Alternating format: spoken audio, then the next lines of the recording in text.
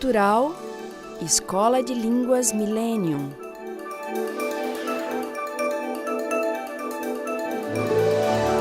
Proton Editora.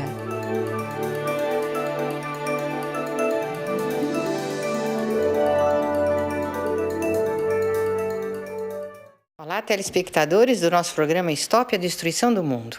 Na semana passada, o Dr. Norberto Kepp estava comentando com os senhores sobre o sistema imoral, de acordo com palavras do próprio presidente da França, Sarkozy, atual, econômico, financeiro, da especulação e da exploração da humanidade. Eu queria fazer uma ressalva aqui, que os franceses têm uma visão assim da sociopatologia bem mais adiantada do que muitas outras nações.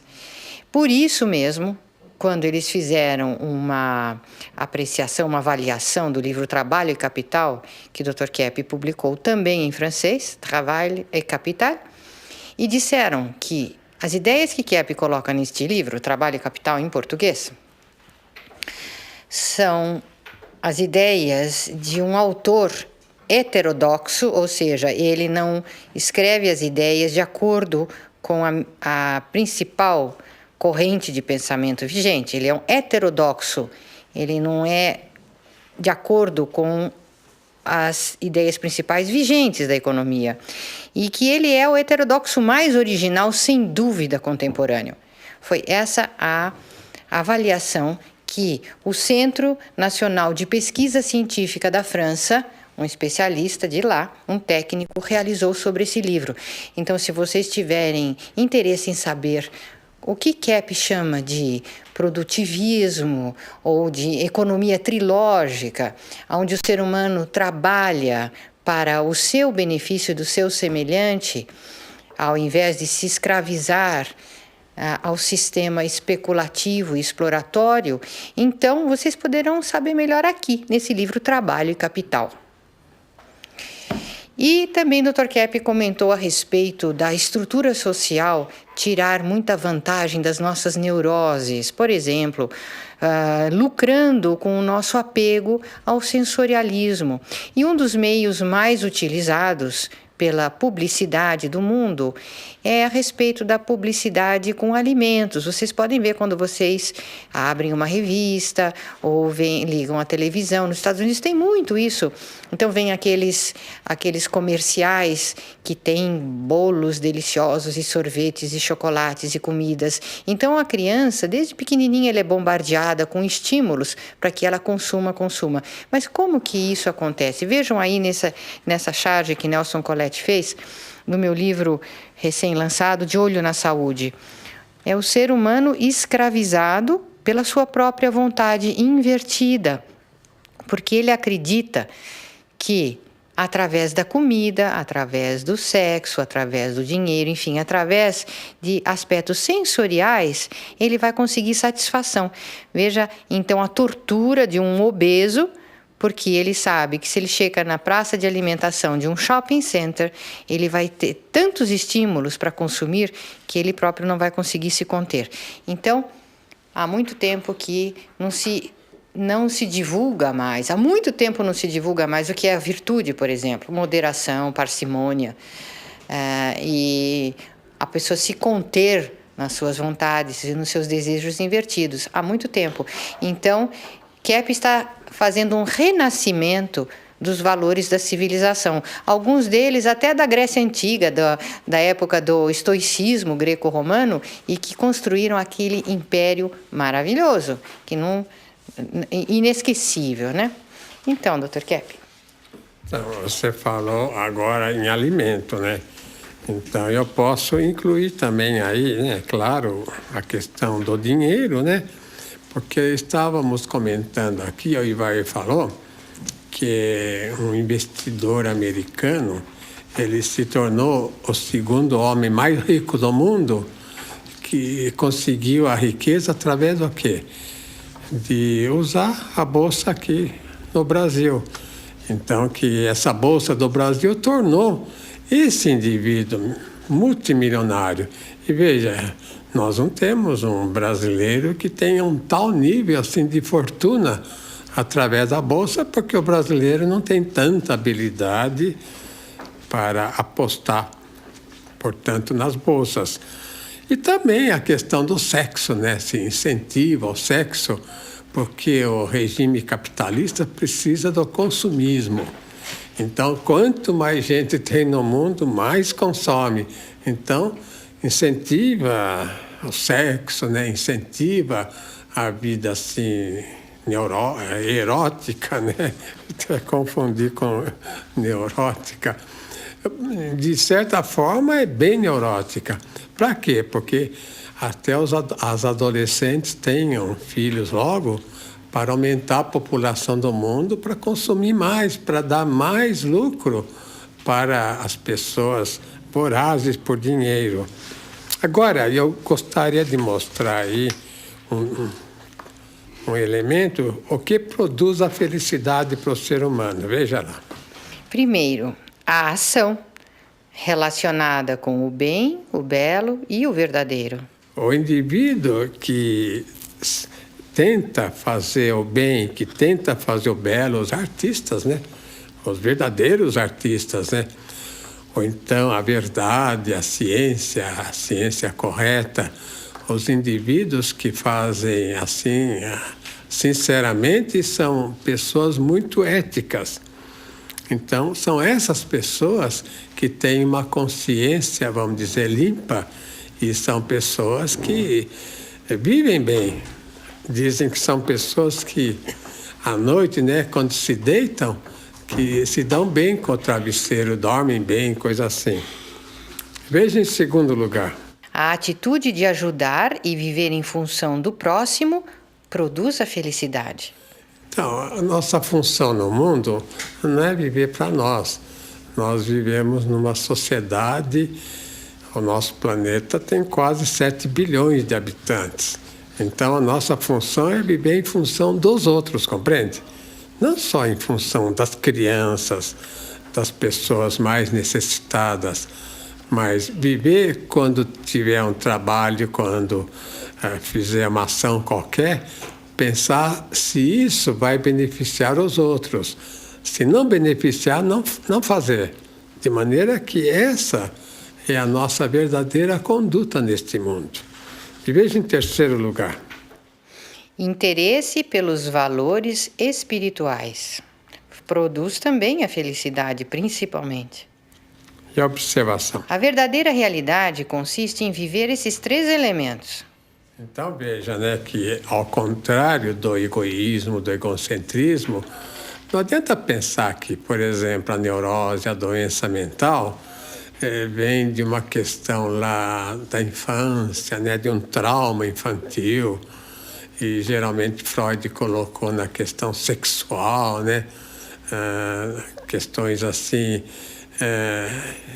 de infância ligadas à vida afetiva sexual. Não é por isso. A neurose é uma coisa que existe aqui e agora. Se o indivíduo é egocêntrico, ele faz agora a sua neurose. Se ele deixa de ser egocêntrico, ele faz agora a sua sanidade. Então, para o indivíduo perder, vamos dizer, a doença mental, ou perder qualquer neurose, ou diminuir as suas doenças, ele é só se dedicar a fazer o bem, a verdade e o belo. Agora, eu queria comentar a questão do regime produtivista que eu craneei, né? Não sei, uma outra palavra, e que seria um substituto desse regime de especulação capitalista ou dessa barbaridade de especulação das bolsas que tira toda a riqueza das nações. As nações ficam pobres.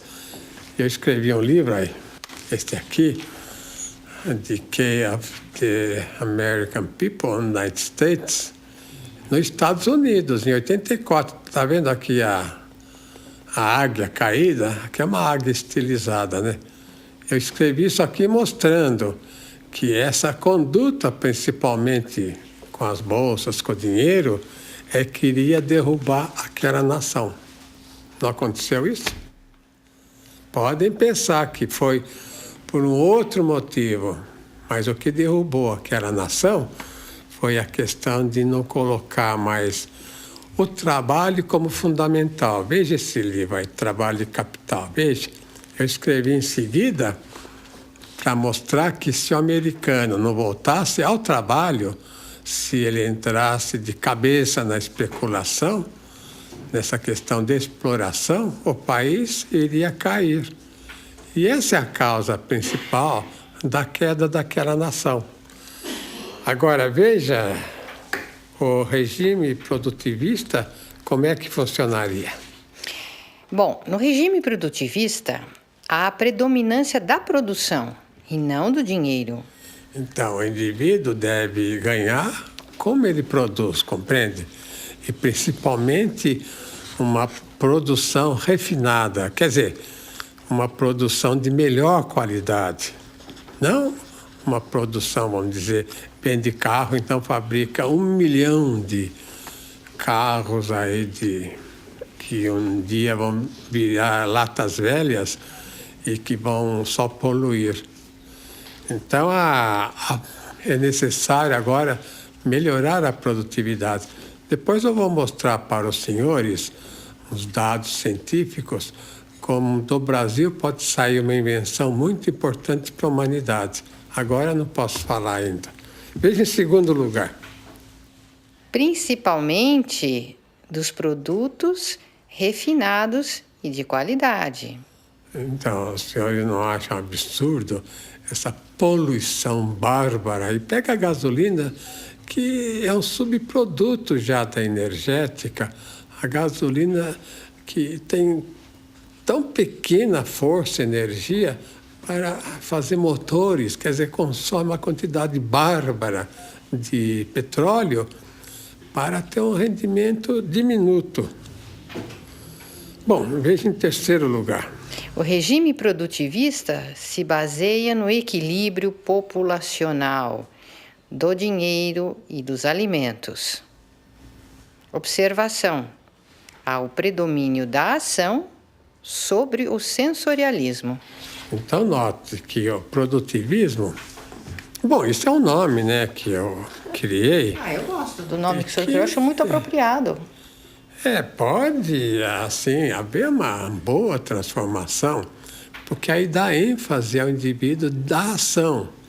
Porque a ação boa, bela e verdadeira, é a essência da pessoa.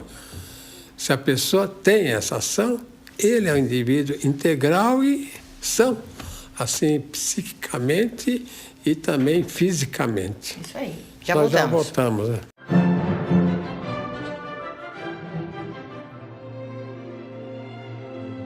Apoio Cultural, Escola de Línguas Millennium.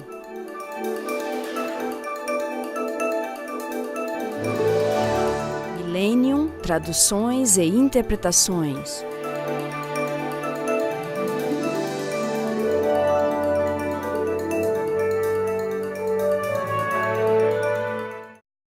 The interview's going wonderfully. It's a big opportunity at a great salary. Only one hurdle left. A conversation with your new director. She's from California. Now, don't you wish you'd learned English?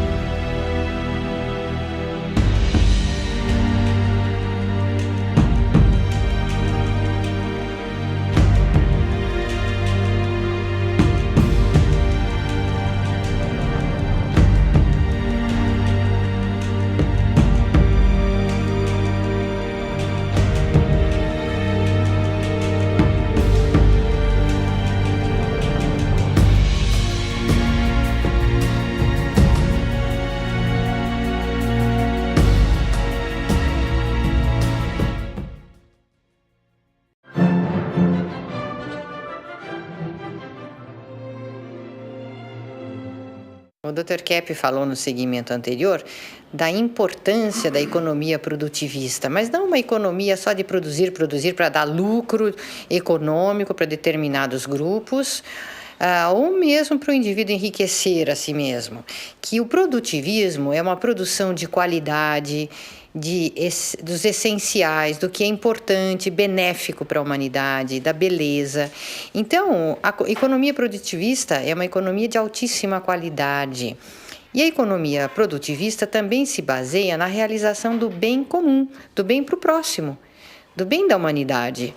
Então, Kepp ressalta a importância da ação no produtivismo, a ação boa, bela e verdadeira, e que seria ela em si a geradora de grande fonte de saúde. Hoje em dia todos querem ter energia, vão a academias, tomam vitaminas, comem alimentos sem agrotóxico, muito bom, mas pensando que a própria energia virá disso. E isso é uma inversão. É bom termos hábitos saudáveis, mas, afinal, de onde vem a nossa verdadeira energia? Vejam nessa charge de Nelson Colette, que está no meu livro De Olho na Saúde, como pessoas idosas muitas vezes chegam além dos 100 anos, alegres, felizes, energéticos e realizando sempre uma atividade satisfatória. São felizinhos, né? Por causa da filosofia de vida que tem de realizar o bem ao próximo. Então, aí no próximo charge, vocês veem que a energia do amor é uma grande fonte de saúde, mas não do amor sexual, do amor romance, do amor cinematográfico, delirante. É o amor de realizar o bem para o seu semelhante, como aí nós vemos, uma charge de Colette, um rapaz ajudando uma senhora idosa a atravessar a rua. Mas não é só assim que a gente faz o bem, nós fazemos o bem sempre. Quer dizer, nós teríamos que realizar o bem, porque a nossa essência original é boa, bela e verdadeira. Então, o ser humano deveria ser bom, ser belo e ser verdadeiro com o nosso semelhante e conosco mesmos. Cláudia, lá nos Estados Unidos, quando nós morávamos lá, um grupo de técnicos, né, de pessoas aposentadas das indústrias automobilísticas, eles se reuniram lá para fazer peças de automóvel, né? E essa união, essa fábrica, estava produzindo tudo mais rápido e mais barato no mercado. E eram pessoas aposentadas, né, que haviam se unido.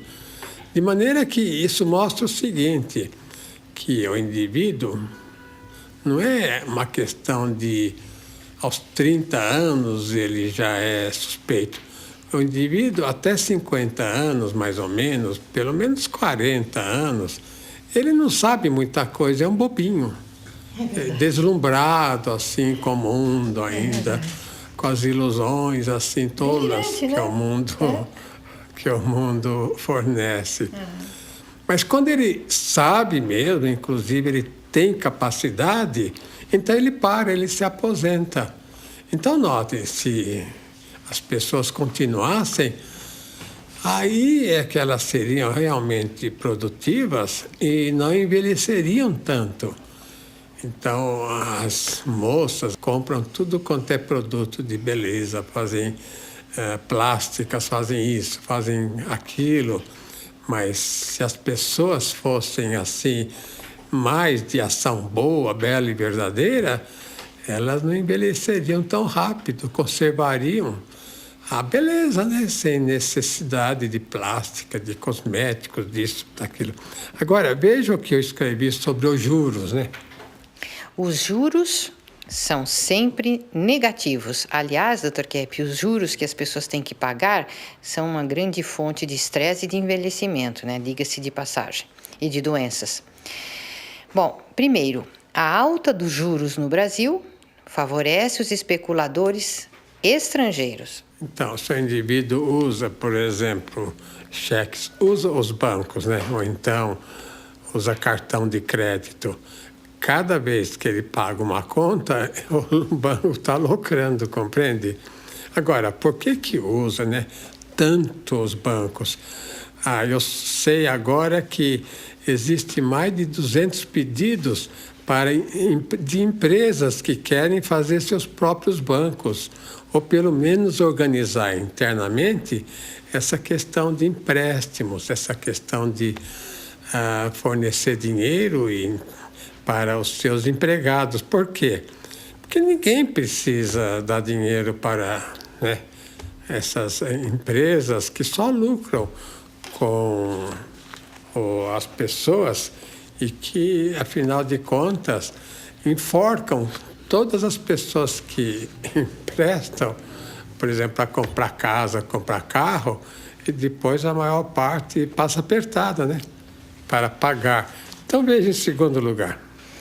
Ao aumento do capital especulativo, e é um prejuízo para a nação. Então, a nação, principalmente o Brasil, né, tem uma riqueza formidável em ferro, pedras preciosas, em agricultura, em tudo. Madeira, imagina, destruindo a Amazônia para ganhar uns dólares aí, se bem que o povo precise mais ganhar um pouquinho aí e o mais importante mesmo, o uso aqui interno para ganhar melhor. Então, fica de lado. Em terceiro lugar, veja aí. Favorecimento para os especuladores nacionais contra a economia do país. Quer dizer, os juros provocam esse favorecimento. Veja a observação. Os juros constituem a ideia invertida que leva à destruição das riquezas do país, os juros altos. De maneira que os juros, né? Agora até o catolicismo já está falando dessa questão do pecado dos juros, esse pecado da especulação. Então, eu acredito que a Igreja Católica esteja aceitando, né, as ideias que eu tenho falado, olha, desde 84, lá em Nova York, nos Estados Unidos. Então, veja o que está acontecendo com essa sociedade que eu reputo que ela é fictícia. A sociedade fictícia está desmoronando. Que beleza, Dr. Kepp. Primeiro. Não é a economia autêntica que está caindo. Então, veja, eu sempre falo, não deve fazer economia de mercado. Mercado não é economia, é finança, é mais ligada à compra e venda. Então, a verdadeira economia é baseada na metalurgia, na indústria, é baseada também na agricultura e também no comércio, né? No comércio sério. De maneira que a economia que está caindo agora é a economia essa ideia de colocar assim, a economia no mercado e não o mercado na economia. O mercado deve seguir a economia do país, subordinada, e não criar um mercado assim de especulativo, né? Em segundo lugar, a sociedade está acabando com a economia fictícia, a denominada economia de mercado. Então, é essa explicação que eu já dei. Em terceiro lugar, por esse motivo, o Brasil não sofre, a não ser os especuladores, com essa queda da Bolsa. Então, notem, né, que o Lula ele está percebendo isso, né? E é muito bom porque ele veio do trabalho, afinal de contas, era metalúrgico, né? De maneira que é muito bom que haja, assim, uma pessoa que esteja no poder atualmente que tenha vindo do trabalho. Veja a observação. Os indivíduos delirantes estão sofrendo porque sua riqueza fictícia está no fim. Então veja que a sociedade que eu chamo de delirante, né? Essa sociedade fictícia de especulação, que a pessoa quer ficar rica especulando, ganhando dinheiro com dinheiro através da bolsa, está no fim. Então veja uma frase importante. Não existe um caminho para o bem, mas o bem é o caminho. Ação é fazer o bem. Ação verdadeira, vamos dizer, é o bem. Então, se o indivíduo está no bem, se ele aceita o bem, é porque ele está agindo, tendo uma ação boa, bela e verdadeira. Então, veja em seguida uma outra sentença. O reino do bem virá, quer o ser humano aceite ou não. Vamos dizer, todo mundo preconiza, né? Essa vinda da parousia. E nós estamos à porta dessa parousia. Mesmo que grande parte da humanidade não aceite, mas ela está entrando porque o bem é superior. Porque, vamos dizer, é um destino da criação. Então virá, quer o ser humano, muitos aceitem ou não. Veja em seguida outra frase. O ser humano é aquilo que ele faz. É isso que eu tenho falado, né? O ser humano, se ele está na ação boa, então ele é bom. E assim por diante em tudo que ele faz. Veja em seguida outra sentença. O mal sairá do mundo através da conscientização da inveja. A inveja seria o pecado original da humanidade. Então todos nós temos, né, inveja, menos essa pessoa que eu vou mostrar aí. Que é Nossa Senhora, a Mãe de Cristo. Então, eu gosto de falar dela porque existem muitos detratores que falam mal e não compreendem, né, que ela foi imune ao chamado pecado original, a inveja, de maneira que ela é um ser perfeito, como nós um dia seremos também, igual a ela. Veja a outra sentença. Do nada não vem nada, mas tudo vem do divino. Então, o que eu quero dizer com isso, né? Veja a última sentença. Todo o universo é espiritual. Eu, você, todos nós, e o universo em si é espiritual. E temos que voltar a essa autenticidade espiritual que é o nosso verdadeiro universo. E que é a nossa verdadeira felicidade. Também. Até.